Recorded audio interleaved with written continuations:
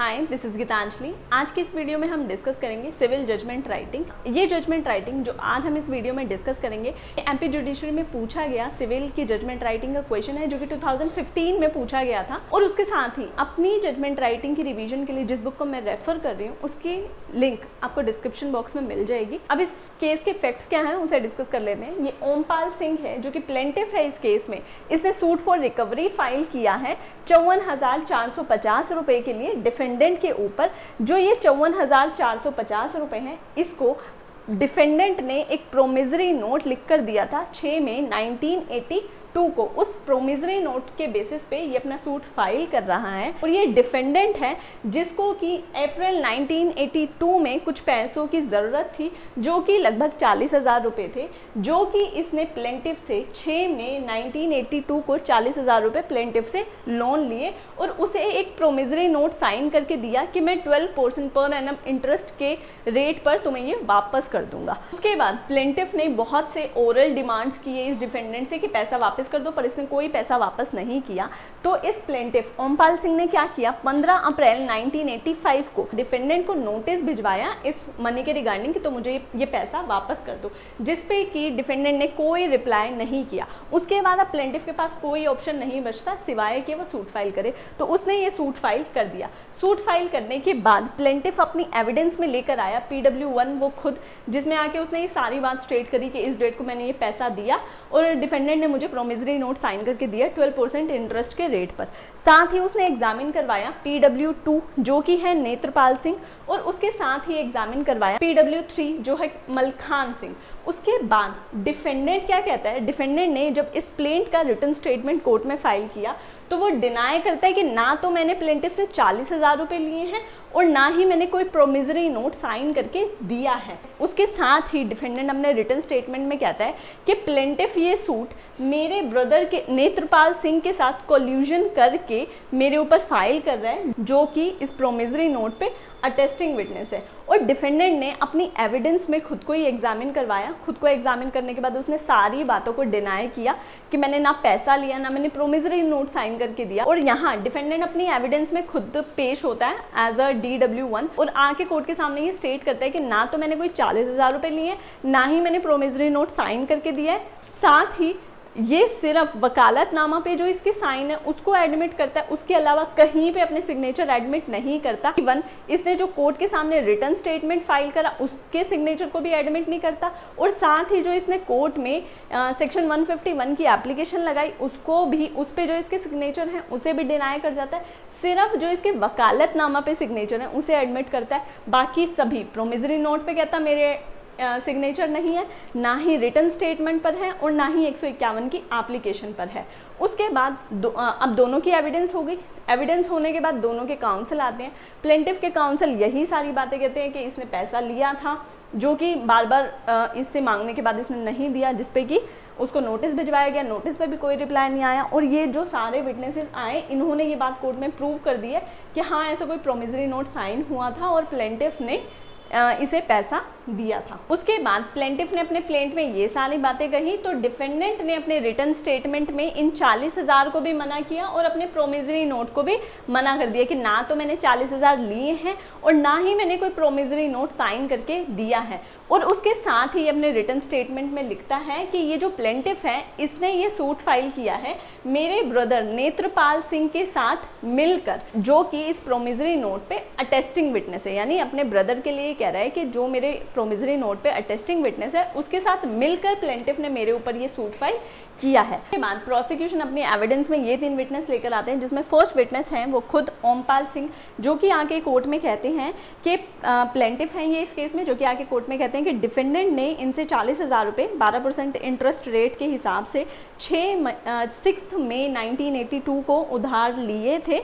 और इनके ब्रदर यानी डिफेंडेंट ने अपने ब्रदर नेत्रपाल सिंह, गुरविंदर सिंह और मलखान सिंह की प्रेजेंस में लिए थे और एक प्रोमिजरी नोट एग्जीक्यूट करके दिया था। और ये प्रोमिजरी नोट एग्जिबिट P1 है। इन्होंने साथ ही ये भी कहा कि डिफेंडेंट ने प्रोमिजरी नोट पर पॉइंट नंबर A और B पर अपने साइन किए हैं डिफेंडेंट ने, साथ ही पॉइंट नंबर C पर मलखान सिंह ने साइन करे हैं और पॉइंट नंबर D पर नेत्रपाल सिंह ने साइन किए हैं। उसके बाद जब इन्हें क्रॉस एग्जामिन किया गया तो क्रॉस एग्जामिनेशन में इन्हें एक सजेशन दी गई कि क्या ये बात ठीक है कि तुमने कोई लोन डिफेंडेंट को नहीं दिया था और ना ही डिफेंडेंट ने तुम्हें कोई प्रोमिसरी नोट लिख कर दिया था। तो इन्होंने इस एलिगेशन को इस सजेशन को डिनाई किया कि ऐसा नहीं है।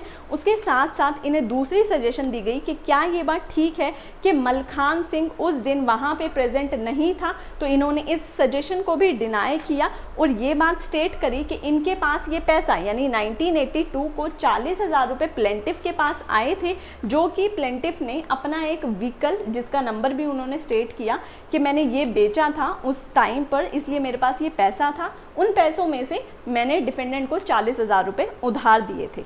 उसके साथ ही PW1 यानी प्लेंटिफ ने अपनी क्रॉस एग्जामिनेशन में ये बात एडमिट करी कि ये बात ठीक है कि नेत्रपाल सिंह ने भी, जो कि डिफेंडेंट का ब्रदर है, डिफेंडेंट को लोन अमाउंट दे रखा है। उसके बाद प्रोसिक्यूशन ने अपना सेकंड विटनेस कोर्ट में एग्जामिन करवाया, जो कि है नेत्रपाल सिंह, और ये आकर कोर्ट में स्टेट करते हैं कि प्लेंटिफ ने 40,000 रुपये 12% इंटरेस्ट रेट के हिसाब से डिफेंडेंट को दिए थे उनकी प्रेजेंस में और मलखान सिंह की प्रेजेंस में, जिस पर कि डिफेंडेंट ने एक प्रोमिसरी नोट, जो कि एग्जिबिट P1 है, वो साइन करके प्लेंटिफ को दिया था। उसके साथ ही ये कोर्ट में ये भी बात स्टेट करते हैं कि प्लेंटिफ के पास ये पैसा, अपना व्हीकल जो कि उसने 1,80,000 में बेचा था, तब उसके पास ये पैसा आया था और उससे इसने ये लोन अमाउंट डिफेंडेंट को दिया था। उसके बाद जब प्रोसिक्यूशन विटनेस 2 यानी नेत्रपाल सिंह को जब क्रॉस एग्जामिन किया गया तो उन्होंने अपनी क्रॉस एग्जामिनेशन में ये बात एडमिट करी कि हाँ, ये बात ठीक है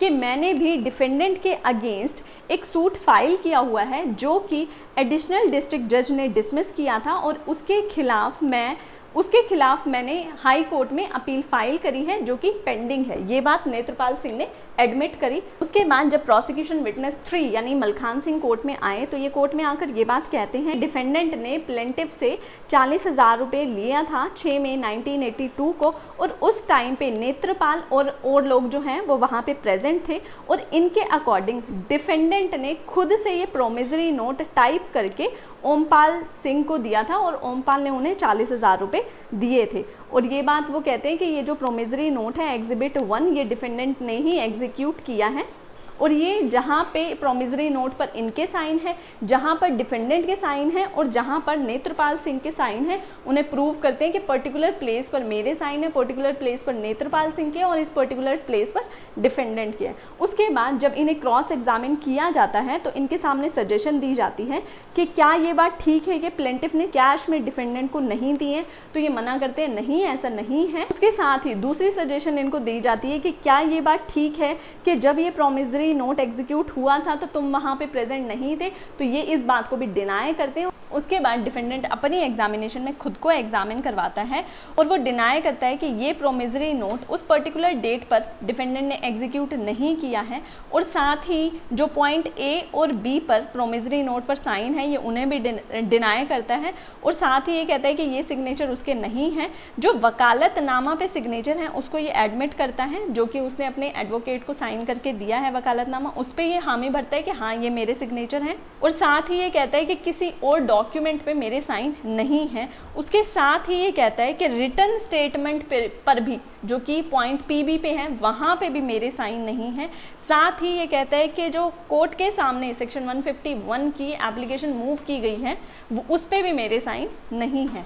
उसके बाद आ जाते हैं आर्ग्यूमेंट पे। आर्ग्यूमेंट में प्लेंटिफ के काउंसिल आते हैं कोर्ट में और कहते हैं कि प्लेंटिफ ने 6 मई 1982 को प्रोमिसरी नोट एग्जीक्यूट किया था डिफेंडेंट के फेवर में, जो कि प्लेंटिफ ने ड्यूली प्रूव किया है अपने विटनेसेस को बुलाकर, जो कि इंडिपेंडेंट विटनेस हैं। उसके बाद आ जाते हैं डिफेंडेंट की आर्ग्यूमेंट में। डिफेंडेंट के काउंसिल अपीयर होते हैं और वो अपनी आर्ग्यूमेंट में कहते हैं कि प्रोमिसरी नोट एक फोर्स्ड और फैब्रिकेटेड डॉक्यूमेंट है, इसलिए इस डॉक्यूमेंट की कोई रिलायंस नहीं है, मतलब कोई वैलिडिटी नहीं है। उसके साथ ही वो कहते हैं कि कोर्ट जो है वो कम्पिटेंट नहीं है कि वो डिफेंडेंट के सिग्नेचर्स को कंपेयर करें, जो कि डिफेंडेंट ने कोर्ट के सामने 13 मार्च 1991 को किए हैं। उसके बाद आ जाते हैं कि ये जजमेंट किस तरह से लिखा जाएगा। सबसे पहले तो आप लिखेंगे द कोर्ट ऑफ, कोर्ट का नाम आएगा। उसके बाद कोर्ट की डेजिग्नेशन सिविल जज 2nd डिवीज़न। उसके बाद जो भी स्टेट है, जैसे कि ये मध्य प्रदेश का जजमेंट है तो यहाँ पे लिखा जाएगा मध्य प्रदेश। उसके बाद नीचे आप लिखेंगे प्रिजाइडेड बाय, यानी कि कौन से जज हैं, जो भी जज हैं उनका नाम आएगा। उसके बाद राइट हैंड साइड पर आप लिखेंगे CIS number, civil suit number, जो कि कुछ भी हो सकता है, और अगर एग्जाम में नहीं मेंशन किया गया सिविल सूट नंबर तो आप इसे ब्लैंक छोड़ेंगे। उसके बाद आप लिखेंगे डेट ऑफ इंस्टीट्यूशन। उसके बाद आप लेफ्ट हैंड साइड पे जो प्लेंटिफ हैं उसकी पूरी डिस्क्रिप्शन लिखेंगे, उनके फादर का नाम, उनका एज, उनका रेजिडेंस ऑफ, उनका ऑक्यूपेशन, और उसके बाद राइट हैंड साइड पे आप लिखेंगे कि ये प्लेंटिफ की डिस्क्रिप्शन है वर्सेस जो भी डिफेंडेंट है उसकी पूरी डिटेल आएंगी, डिफेंडेंट का नाम, डिफेंडेंट के फादर का नाम, उनकी एज, उनका रेजिडेंस ऑफ, उनकी ऑक्यूपेशन। उसके बाद आप लिखेंगे कि दोनों की तरफ से कौन से काउंसिल प्रेजेंट हो रहे हैं, डिफेंडेंट की साइड से कौन आ रहा है और प्लेंटिफ की साइड से कौन आ रहा है, उनका नाम लिखा जाएगा। और अगर एग्जाम में नाम नहीं लिखा हुआ तो आप यहाँ पे ब्लैंक छोड़ेंगे उनके नाम की जगह। उसके बाद आप सेंटर में लिखेंगे कैपिटल लेटर्स में जजमेंट, नीचे आप लिखेंगे कि किस डेट को प्रोनाउंस किया जा रहा है। अगर आप एग्जाम में जजमेंट लिख रहे हैं तो जिस दिन आप का एग्ज़ाम है वो डेट यहाँ पर मेंशन की जाएगी। उसके बाद सिविल जजमेंट में आपको ध्यान रखना है कि पहले के जो 5 पैराग्राफ्स हैं ये हर सिविल जजमेंट में सेम रहेंगे। कैसे? पैरा नंबर 1 में लिखा जाएगा कि प्लेंटिफ ने क्या सूट फाइल किया है, जैसे इस केस में उसने रिकवरी सूट फाइल किया है तो यही लिखा जाएगा। पैरा नंबर 2 में लिखा जाएगा कि कोई एडमिटेड फैक्ट है तो वो लिखा जाएगा। पैरा नंबर 3 में जो प्लेंटिफ की पूरी स्टोरी है इन ब्रीफ वो लिखी जाएगी। पैरा नंबर 4 में जो डिफेंडेंट का वर्जन है वो लिखा जाएगा। पैरा नंबर 5 में लिखेंगे कि कोर्ट ने दोनों पार्टी की ओरल एग्जामिनेशन करने के बाद क्या क्या इशू फ्रेम किए। अब आ जाते हैं पैरा नंबर 1 पे। यहाँ पे लिखेंगे कि ये सूट इंस्टीट्यूट किया प्लेंटिफ ने डिफेंडेंट के अगेंस्ट रिकवरी ऑफ मनी का, जो कि 54,450 रुपये हैं, जिसमें कि 40,000 रुपये प्रिंसिपल अमाउंट है और 14,450 रुपये 12% के पर एनम इंटरेस्ट के हिसाब से इंटरेस्ट बनता है, जो कि प्रोमिसरी नोट डिफेंडेंट ने 6 मई 1982 को एग्जीक्यूट करके प्लेंटिफ को दिया था। उसके बाद पैरा नंबर 2 में लिखेंगे क्योंकि हमारे इस केस में डिफेंडेंट ने कुछ भी एडमिट नहीं किया है तो हम यहाँ यही लिख देंगे कि इस केस में कोई भी एडमिटेड फैक्ट नहीं है। उसके बाद पैरा नंबर 3 में हम प्लेंटिफ की स्टोरी लिखेंगे कि डिफेंडेंट को मनी की नीड थी। अप्रैल 1982 में प्लेंटिफ ने उसे डिफेंडेंट को 6 मई 1982 को 40,000 रुपये लोन अमाउंट दिया था। ये लोन अमाउंट रिसीव करने के बाद डिफेंडेंट ने एक प्रोमिसरी नोट एग्जीक्यूट किया था। उसके बाद डिफेंडेंट ने ये अमाउंट रिसीव करने के बाद एक प्रोमिसरी नोट एग्जीक्यूट किया था 12% इंटरेस्ट रेट के हिसाब से। डिफेंडेंट ने ये अमाउंट प्लेंटिफ को पे नहीं किया ओरल डिमांड्स पे, मतलब प्लेंटिफ मांगता रहा पर डिफेंडेंट ने नहीं दिए। उसके बाद प्लेंटिफ ने 15 अप्रैल 1985 को डिफेंडेंट को एक नोटिस भिजवाया इस मनी के रिगार्डिंग कि मैं तुमसे ये डिमांड कर रहा हूँ, इतने पैसे मुझे वापस दे दो मेरे। ये नोटिस रिसीव करने के बाद भी डिफेंडेंट ने कोई पैसा वापस नहीं किया, इसलिए प्लेंटिफ ने ये प्रेजेंट सूट फाइल किया रिकवरी का उस 40,000 पे विद इंटरेस्ट 12% के हिसाब से। और उसके साथ ही ये कहते हैं कि ये जो प्लेंटिफ का सूट है ये with in limitation, with in jurisdiction और प्रॉपर कोर्ट फीस के साथ फाइल किया गया है। देखिए ये बात आपकी क्वेश्चन में नहीं लिखी है पर ध्यान रहे जब भी आप जजमेंट लिखेंगे तो आपको ये चीज़ें साइट करना। जब भी आप प्लेंटिफ का वर्जन लिखेंगे तो आपको सबसे पहले ये चीज़ साइट करनी है कि ये विद इन लिमिटेशन है, विद इन जुरिस्डिक्शन है और प्रॉपर कोर्ट फीस के साथ है। उसके बाद डिफेंडेंट क्या कहता है वो लिखेंगे। डिफेंडेंट ने अपने रिटन स्टेटमेंट में डिनाई किया कि ना तो मैंने 40,000 रुपये प्लेंटिफ से लिए और ना ही मैंने 6 मई को कोई प्रोमिसरी नोट एग्जीक्यूट किया था।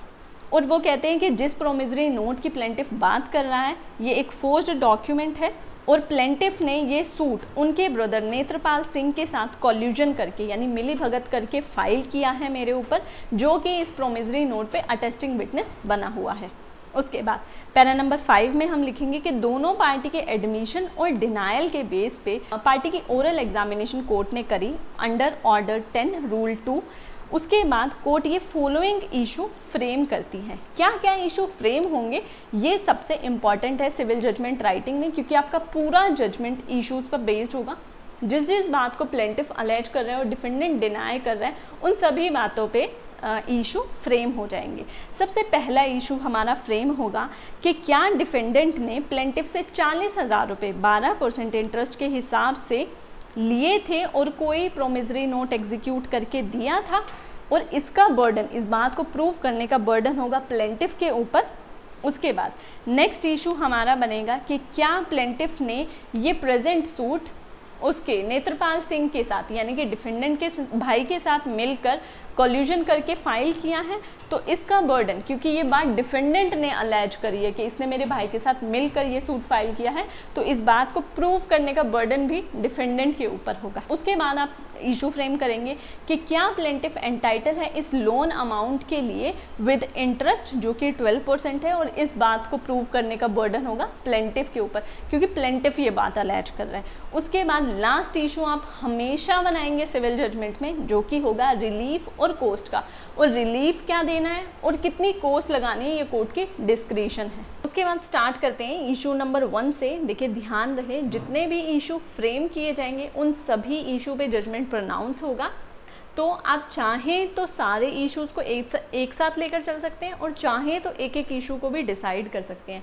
यहाँ हम एक एक इशू को लेकर चलते हैं। फर्स्ट इशू लेते हैं, जो कि हमारा था कि क्या डिफेंडेंट ने प्लेंटिफ से 40,000 रुपये 12% इंटरेस्ट के हिसाब से लिया है, और क्या प्रोमिसरी नोट एग्जीक्यूट करके दिया है। तो इसको डिसाइड करते हैं। इशू नंबर 1 सेंटर में लिखेंगे। अब यहाँ से आपका जुडिशियल माइंड अप्लाई होना शुरू हो जाएगा। सबसे पहले आप लिखेंगे लैटिन मैक्सिम एक्टोरी इनकम्बेंट ऑनस प्रोबेंडी, और according to section 102 of Indian evidence act के अकॉर्डिंग। और जब भी आप किसी भी एक्ट को मेंशन करते हैं उसके साथ ही ब्रैकेट में आप मेंशन करेंगे कि इसके बाद जब भी आप इस एक्ट को लिखेंगे तो उसकी जगह इसकी शॉर्ट फॉर्म हम यूज़ करेंगे। ये लिखना ज़रूरी है। तो हम यहाँ पे लिखेंगे 102 ऑफ इंडियन एविडेंस एक्ट के अकॉर्डिंग, और ब्रैकेट में लिख देंगे हेरिन आफ्टर एज IEA। पूरे केस को प्रूव करने का ओनस होता है प्लेंटिफ के ऊपर, और अपने इस ओनस को डिस्चार्ज करने के लिए प्लेंटिफ सबसे पहले खुद को एग्जामिन करवाते हैं एज PW1, और आके कोर्ट में ये डिपोज करते हैं कि डिफेंडेंट ने लोन लिया 40,000 रुपये का 12% इंटरेस्ट के हिसाब से 6 मई 1982 को उनके ब्रदर नेत्रपाल सिंह, गुरविंदर सिंह, मलखान सिंह के सामने, और एक promissory note exhibit P1 execute करके दिया। और साथ ही वो स्टेट करते हैं कि डिफेंडेंट ने प्रोमिसरी नोट पर पॉइंट नंबर A और B पर अपने साइन करे हैं, मलखान सिंह ने पॉइंट नंबर C पर साइन किए हैं, और नेत्रपाल सिंह ने पॉइंट नंबर D पर साइन किए हैं। और जब इन्हें क्रॉस एग्जामिन किया जाता है, इनके सामने एक सजेशन रखी जाती है कि क्या ये बात ठीक है कि डिफेंडेंट ने कोई लोन अमाउंट नहीं लिया है, और तो ये उस सजेशन को डिनाई करते हैं कि ऐसा नहीं है, और ये कहते हैं, और साथ ही ये सजेशन थी कि क्या प्रोमिसरी नोट एक फोर्स डॉक्यूमेंट है, तो ये उस चीज़ को भी डिनाई करते हैं। साथ ही इनके सामने दूसरी सजेशन ये रखी जाती है कि मलखान सिंह उस टाइम पर जब ये प्रोमिसरी नोट एग्जीक्यूट हुआ था वहाँ पे प्रेजेंट नहीं थे, तो ये इस बात को भी डिनाई करते हैं, और ये बात स्टेट करते हैं कि इन्होंने अपना व्हीकल नंबर HRP 2128 सेल किया था उस रेलेवेंट टाइम पे, इसलिए इनके पास ये मनी थी, और ये फैक्ट कि इन्होंने ये व्हीकल बेचकर इनके पास ये पैसा आया था, ये फैक्ट रेलेवेंट होगा section 11 of Indian evidence act में, क्योंकि अदर रेलेवेंट फैक्ट के साथ मिलकर ये एक हाईली प्रोबेबल इस चीज़ को कर रहा है कि जो प्रोसिक्यूशन विटनेस 1 है, यानी कि ये प्लेंटिफ हैं, इन्होंने पैसा उधार डिफेंडेंट को दिया होगा। साथ ही ये जो फैक्ट था कि उन्होंने अपना व्हीकल बेचकर ये पैसा उनके पास आया, ये फैक्ट सपोर्ट करता है PW2 की टेस्टिमनी से, जिन्होंने आकर कहा था कि प्लेंटिफ ने अपना व्हीकल बेचा है जो कि 1,80,000 का उन्होंने बेचा है, और उससे उन्होंने लोन अमाउंट पे करा है डिफेंडेंट को। और साथ ही ये इस बात को भी एडमिट करते हैं कि जो डिफेंडेंट का ब्रदर है उन्होंने भी डिफेंडेंट को कुछ लोन अमाउंट दिया हुआ है। उसके बाद प्रोसिक्यूशन नेक्स्ट अपना विटनेस एग्जामिन करवाता है नेत्रपाल सिंह को, जो कोर्ट में आता है और ये बात डिपोज करता है कि प्लेंटिफ ओमपाल सिंह ने 40,000 रुपये लोन अमाउंट दिया था 12% इंटरेस्ट के हिसाब से डिफेंडेंट को उनकी प्रेजेंस में और मलखान सिंह की प्रेजेंस में, जिसपे कि डिफेंडेंट ने एग्जिबिट P1 एग्जीक्यूट करके दिया था प्लेंटिफ को, यानी कि प्रोमिसरी नोट दिया था। और जब इन्हें क्रॉस एग्जामिन किया जाता है तो ये इस बात को एडमिट करते हैं कि इन्होंने भी डिफेंडेंट के ऊपर एक सूट फाइल किया था जो एक एडिशनल डिस्ट्रिक्ट जज की कोर्ट से डिसमिस हो चुका है, जिस पे ये अपील में गए हुए हैं हाई कोर्ट में, और ये अपील हाई कोर्ट में पेंडिंग है। इन सारी बातों को ये जो नेत्रपाल सिंह है ये एडमिट करते हैं। उसके बाद प्रोसिक्यूशन अपना नेक्स्ट विटनेस कोर्ट में एग्जामिन करवाता है, जो कि है मलखान सिंह। ये आकर कोर्ट में कहते हैं कि इन्हें पता है कि प्लेंटिफ और डिफेंडेंट ने आपस में 40,000 रुपये की लेन देन करी है, और जिस पे डिफेंडेंट ने एक प्रोमिसरी नोट प्लेंटिफ को साइन करके दिया हुआ है। और ये कहते हैं कि उस टाइम पे नेत्रपाल सिंह और लोग वहाँ पे प्रेजेंट थे, और इनके अकॉर्डिंग डिफेंडेंट ने खुद से प्रोमिसरी नोट टाइप करके ओमपाल सिंह को दिया था, और ओमपाल सिंह ने उन्हें 40,000 रुपये दिए थे। वो अपने सिग्नेचर प्रूफ करते हैं, डिफेंडेंट के जहाँ पर सिग्नेचर हैं उन्हें बताते हैं, नेत्रपाल सिंह के कहाँ पर सिग्नेचर हैं उन्हें बताते हैं। जब इन्हें क्रॉस एग्जामिन किया जाता है तो इन्हें सजेशन रखी जाती है कि प्लेंटिफ ने कोई 40,000 रुपये नहीं दिए हैं, तो ये मना करते हैं इस सजेशन को। इनके सामने फिर दूसरी सजेशन रखी जाती है कि डिफेंडेंट ने कोई प्रोमिसरी नोट एग्जीक्यूट नहीं किया, तो ये उस बात को भी डिनाई करते हैं। उसके बाद डिफेंडेंट अपनी एग्जामिनेशन में जो खुद प्रेजेंट होते हैं एज DW1 और डिनाई करते हैं कि उन्होंने कोई प्रोमिसरी नोट उस पर्टिकुलर डेट पर एग्जीक्यूट नहीं किया। यहाँ पे जो डिफेंडेंट ने डिनाई किया कि मैंने कोई प्रोमिसरी नोट साइन करके उस दिन पर प्लेंटिफ को नहीं दिया है, ये जो डिफेंडेंट ने डिनाई किया है ये इवेजिव डिनायल है, यानी कि ये अस्पष्ट डिनायल है, क्योंकि यहाँ पे डिफेंडेंट ने जो उसकी एग्जीक्यूशन हुई है एग्जिबिट P1 की, उसे ठीक ढंग से डिनाई नहीं किया है, पर उस डेट को उसने एग्जीक्यूट नहीं किया था, इस बात को कहता है। मतलब कि यहाँ डिफेंडेंट क्या कह रहा है कि मैंने 6 मई को कोई प्रोमिसरी नोट साइन करके डिफेंडेंट को नहीं दिया था, तो इसका ये जो डिनायल है ये अस्पष्ट है। हो सकता है 6 को ना दिया हो, 5 को दिया हो, तो इस चीज़ को यहाँ पे हमें क्लियर लिखना है कि डिफेंडेंट ने जो डिनाई किया है ये एक इवेजिव डिनायल है, क्योंकि ये कहता है कि उस पर्टिकुलर डे पर मैंने कोई प्रोमिसरी नोट एग्जीक्यूट करके नहीं दिया है। साथ ही ये अपने सिग्नेचर जो कि प्रोमिसरी नोट पे इसके पॉइंट A और B पर सिग्नेचर हैं उसे भी डिनाई करता है और कहता है कि ये इसके सिग्नेचर नहीं है। ये अपने वकालतनामा पे जो इसने अपने एडवोकेट को साइन करके दिया है सिर्फ उस पर अपने सिग्नेचर्स को एडमिट करता है। डिफेंडेंट अब यहाँ प्लेंटिफ के विटनेस कोर्ट में क्या आकर क्या है कि गए, डिफेंडेंट क्या कह के गया, उस पर अब कोर्ट को अब दोनों के एविडेंस देखने के बाद अपना जुडिशियल माइंड अप्लाई करना है। तो यहाँ हम पैरा नंबर 10 में लिखेंगे, जो भी कोर्ट के पास ऑन रिकॉर्ड मैटर्स हैं इन पर कोर्ट ये कंसीडर्ड करती है कि एज पर section 4 of negotiable instrument act एक प्रोमिसरी नोट एक ऐसा इंस्ट्रूमेंट है जिस पर कि एक अनकंडीशनल अंडरटेकिंग होती है, जो जिसने बनाया है उसके साइन होते हैं किसी पर्टिकुलर सम को पे करने के लिए। PW1, PW2 और PW3 के टेस्टीमनी से ये बात प्रूव होती है कि डिफेंडेंट ने ये प्रोमिसरी नोट प्लेंटिफ के फेवर में एग्जीक्यूट किया था, जो कि 40,000 रुपये का था 12% इंटरेस्ट के हिसाब से। इन सभी विटनेसेस की टेस्टीमनी एक डायरेक्ट एविडेंस है, क्योंकि इन्होंने ये कहा है कि ये सारा चीज़ इन्होंने अपनी आंखों से देखा है, इसलिए ये हाईली रिलायबल है। साथ ही section 118 of negotiable instrument act provide करता है उस प्रिजम्पशन से कि नेगोशिएबल इंस्ट्रूमेंट, कोई भी नेगोशिएबल इंस्ट्रूमेंट है वो ऐसा डीम किया जाएगा जैसा कि वो किसी कंसिडरेशन के लिए ही एग्जीक्यूट किया गया था। मतलब कोई लेन देन था तभी ये प्रोमिसरी नोट एग्जीक्यूट किया गया है, ऐसी प्रिजम्पशन है according to negotiable instrument act. Promissory note जो है वो भी नेगोशिएबल इंस्ट्रूमेंट जो कि NI एक्ट में डिफाइन की गई है उसके अंदर आता है, इसलिए ये प्रिजम्पशन प्रोमिसरी नोट पे भी एप्लीकेबल होती है।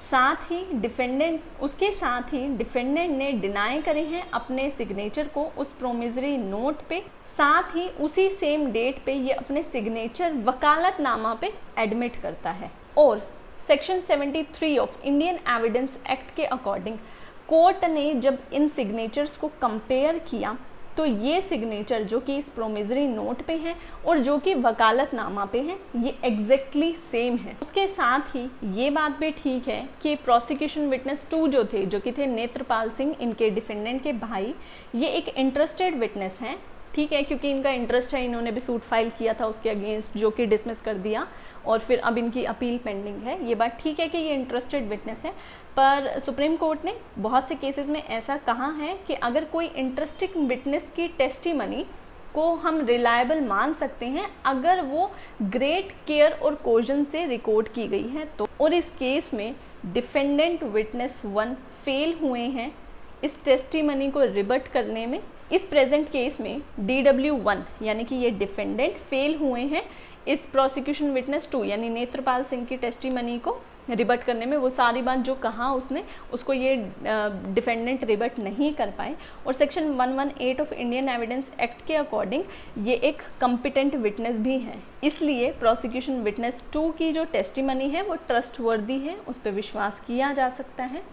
साथ ही PW3 यानी कि मलखान सिंह जो है, ये एक इंडिपेंडेंट विटनेस है। इन्होंने स्टेट किया है कि डिफेंडेंट ने खुद से प्रोमिसरी नोट टाइप करके लेकर आए थे, जिसे कि डिफेंडेंट रिबट नहीं कर पाए। मतलब प्रोसिक्यूशन विटनेस 3 इस तरह की बातें कह रहा है पर डिफेंडेंट उसको रिबट नहीं कर पाया है। और ये फैक्ट कि डिफेंडेंट खुद से प्रोमिसरी नोट टाइप करके लेके आया है रेलेवेंट होगा section 9 of Indian evidence act में, क्योंकि ये जो इशू ऑफ फैक्ट है उसको सपोर्ट कर रहा है। इसीलिए ये डिफेंडेंट अगर एक बेयर डिनायल करे, मतलब डायरेक्टली कहता है कि मैंने नहीं करा है, कि मैंने ये जो प्रोमिसरी नोट है ये एग्जीक्यूट नहीं किया है, बिना किसी सब्सटेंशियल एविडेंस के ये डिफेंडेंट की किसी तरह से कोई हेल्प नहीं कर पाएगा। क्योंकि इसलिए कोर्ट हेल्ड करती है कि डिफेंडेंट ने 40,000 रुपये प्लेंटिफ से लिए हैं 12% पर एनम इंटरेस्ट के अकॉर्डिंग, और एक प्रोमिसरी नोट एग्जीक्यूट करके दिया है प्लेंटिफ को, इसीलिए इशू नंबर 1 प्रूव होता है। उसके बाद आ जाते हैं इशू नंबर 2 पे। यहाँ पे लिखेंगे हमारा इशू नंबर 2 था कि क्या प्लेंटिफ ने ये जो सूट फाइल किया है ये डिफेंडेंट के ब्रदर नेत्रपाल सिंह के साथ कोलिजन करके फाइल किया है। तो अब कोर्ट के सामने ये क्वेश्चन है कि क्या ये जो प्लेंटिफ का सूट है ये कोलिजन करके उसके भाई के साथ फाइल किया गया है। जो DW1 है यानी डिफेंडेंट जो आए हैं अपनी विटनेस में, वो कहते हैं कि ये जो सूट फाइल किया है प्लेंटिफ ने, ये कोलिजन करके नेत्रपाल सिंह के साथ मिलके फाइल किया गया है। नेत्रपाल सिंह जो PW2 है ये एडमिट करते हैं इस बात को कि सूट जो है फाइल किया हुआ है इन्होंने भी डिफेंडेंट के अगेंस्ट, जो कि डिसमिस हुआ था एडिशनल डिस्ट्रिक्ट जज की कोर्ट से, और उसके खिलाफ वो अपील में गए हुए हैं जो कि हाई कोर्ट में पेंडिंग है। इसीलिए ये फैक्ट अपने आप में प्रूव नहीं होता कि ये जो सूट ओमपाल सिंह ने फाइल किया है ये कोल्यूजन करके फाइल किया गया है। उसके साथ ही ये जो डिफेंडेंट विटनेस 1 है यानी कि ये जो डिफेंडेंट है ये इस बात को प्रूव करने में फेल हुए हैं कि PW1 और PW2 यानी कि ओमपाल सिंह और नेत्रपाल सिंह का आपस में कोई कोल्यूजन है, इनका कोई मोटिव होगा तभी कोल्यूजन हुआ होगा, तो उस मोटिव को भी डिफेंडेंट जो है प्रूव नहीं कर पाया है। जो ये प्रेजेंट सूट फाइल किया है प्लेंटिफ ने, ये बेस्ड है प्रोमिसरी नोट पर जो कि एग्जिबिट P1 है, जो कि पहले प्रूव हो चुकी है। साथ ही ये फैक्ट भी प्रूव हो चुका है कि डिफेंडेंट ने प्लेंटिफ से पैसा उधार लिया है। इसीलिए जिस ग्राउंड पे प्लेंटिफ सूट फाइल कर रहा है इन लोन अमाउंट पे, ये क्लियरली प्रूव हो चुका है। और अब अगर डिफेंडेंट मेयर ये असर्शन करे कि प्लेंटिफ ने मिलकर उसके भाई के साथ सूट फाइल किया है, तो ये टेनेबल नहीं है कोर्ट के सामने, इसलिए इशू नंबर 2 डिसप्रूव होता है।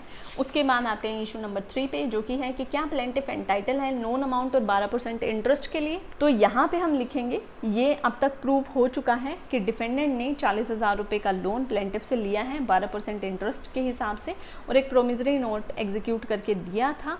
और ये बात मैनिफेस्ट होती है कि PW1 यानी कि प्लेंटिफ ओमपाल सिंह जो हैं उनका लीगल राइट बनता है कि वो अपनी मनी जो है उनको मिले डिफेंडेंट से, इसलिए इशू नंबर 3 जो है वो प्रूव होता है। उसके बाद हम लिखेंगे इशू नंबर 4 जो कि है रिलीफ और कोस्ट का। यहाँ पे कोर्ट की डिस्क्रिशन काम करेगी और हम यहाँ लिखेंगे कि सारे इश्यूज़ को डिटरमाइन करने के बाद कोर्ट को लगता है कि प्लेंटिफ ने अपना सूट अच्छे से एस्टैब्लिश किया है, फुली एस्टैब्लिश किया है डिफेंडेंट के अगेंस्ट, और एक डिक्री 54,450 रुपये की, जिसमें कि 40,000 रुपये प्रिंसिपल अमाउंट है, 14,450 रुपये 12% इंटरेस्ट के अकॉर्डिंग प्लेंटिफ के फेवर में कोर्ट पास करती है। और साथ साथ और क्या रिलीफ देती है, डिफेंडेंट लोन अमाउंट को रीपे करें, साथ में 12% इंटरेस्ट के साथ ही डिफेंडेंट अपनी कॉस्ट तो बियर करेंगे ही, प्लेंटिफ के कॉस्ट भी बियर करेंगे। उसके साथ ही जो भी सर्टिफाइड एडवोकेट फीस है वो भी इंक्लूड करी जाती है, यानी वो भी डिफेंडेंट पे करेंगे। उसके बाद राइट हैंड साइड पे आप लिख देंगे साइन सिविल जज सेकंड क्लास, और जो भी आपका डिस्ट्रिक्ट और जो भी आपका स्टेट है वो आ जाएगा। उसके बाद लेफ्ट हैंड साइड पे आप लिखेंगे decree to be drawn accordingly, थोड़ा सा स्पेस छोड़ेंगे और फिर लिखेंगे कि ये जो जजमेंट है ये डेटेड साइन है और प्रोनाउंस किया गया है ओपन कोर्ट में। उसके बाद साइन कर देंगे सिविल जज सेकंड क्लास, उसके बाद फिर से डिस्ट्रिक्ट यानी कि एमपी लिख दिया जाएगा।